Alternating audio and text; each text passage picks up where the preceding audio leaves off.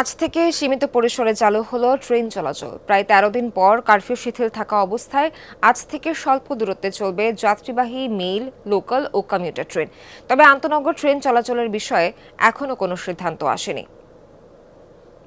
Railway সূত্র জানায়, পরিস্থিতি স্বাভাবিক থাকলে আগামী সপ্তাহ থেকে দূরপাল্লার আন্তনগর ট্রেন চালু হতে পারে। এর আগে কোটা সংস্কার আন্দোলনকারীদের ডাকা কমপ্লিট শাটডাউন কর্মসূচির মধ্যে গত ১৮ জুলাই দুপুর ১২টার পর থেকে ঢাকার সঙ্গে সারা দেশের রেল যোগাযোগ বন্ধ হয়ে যায়। এর পরপরই অনির্দিষ্টকালের জন্য সারা দেশে ট্রেন চলাচল বন্ধ ঘোষণা করে রেল কর্তৃপক্ষ।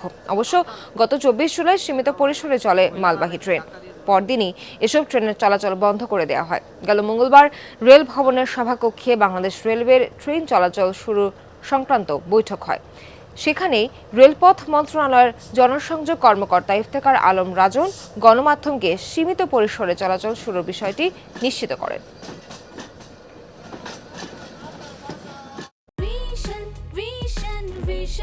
100% কপার কন্ডেন্সারে তৈরি ভিশন ফ্রিজ, তাই গুণে মানে অটুট থাকে বছরের পর বছর। স্বল্প দূরত্বে ট্রেন চলাচল করছে জামালপুর রুটে। এ বিষয়ে আরও জানাতে সরাসরি যোগ দিচ্ছেন সহকর্মী সাগর ফরাসি। সাগর, আমাদের জানাবেন যে দিনে কটি ট্রেন কোন কোন রুটে চলবে এবং সকাল থেকে পর্যন্ত কটি ট্রেন ছেড়ে গেছে, যদি জেনে থাকেন অবশ্যই জানাবেন।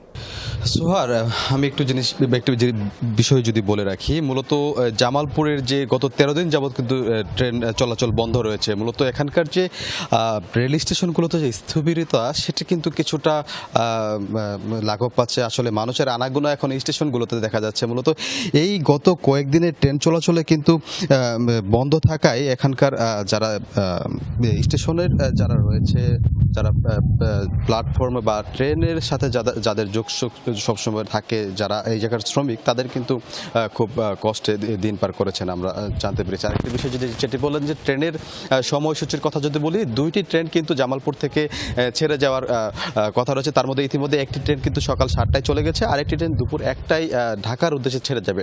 মূলত স্বল্প পরিসরে বলা হলেও জামালপুরের যে বেসরকারি যে 2টি ট্রেন মূলত কমিউটার, এই 2টি ট্রেন কিন্তু মূলত আসলে আমরা চলার কথা জানতে পেরেছি।